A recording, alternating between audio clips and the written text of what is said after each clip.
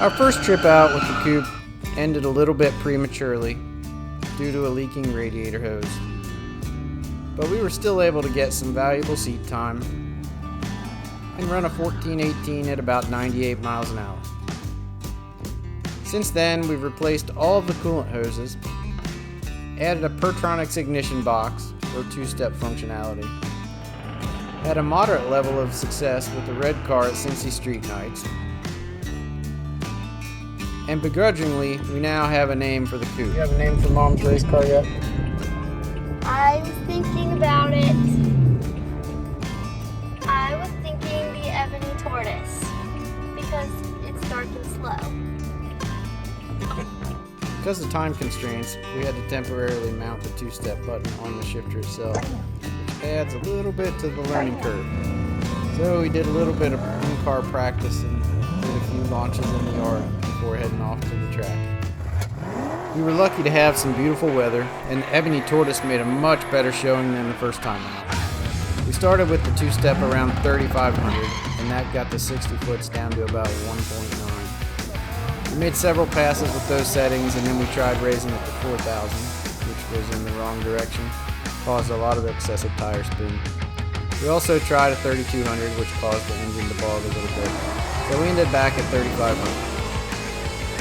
Overall, she was able to get a bunch of good seat time, 10 passes to be exact. And even though the stick shift drag radial combo is making traction a bit difficult, she was still able to muster several 1330 passes at about 105. So all in all, the improvements from just a two-step and some additional seat time were quite good. 0.86 in ET reduction and a gain of almost 7 miles an hour. Well, I think the seat time helped me, but we could probably use a little extra help in the horsepower department. Well, you go to the hand-me-down barn and I'll get this car off the trailer. Sounds like a deal.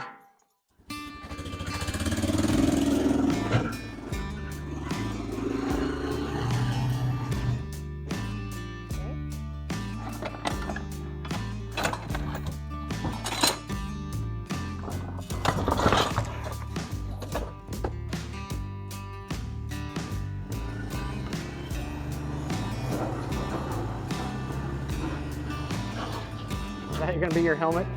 Oh, I found a new toy over there. This is the coolest helmet ever done. Got candy red flames, got checkerboard, it's got saran wrap purple, everything on it.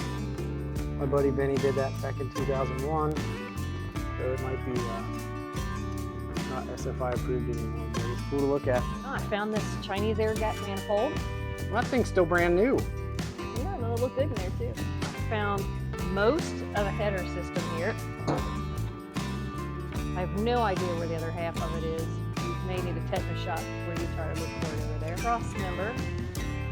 I don't think it's going to improve my performance much, but it will make it look a little better after this, right?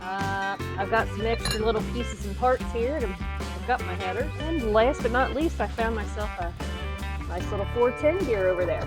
Here's the stash. I'm going to try to avoid everything on the right side of this pile, and I did find the rest of this header. As you can see, it looks a little rougher than the rest.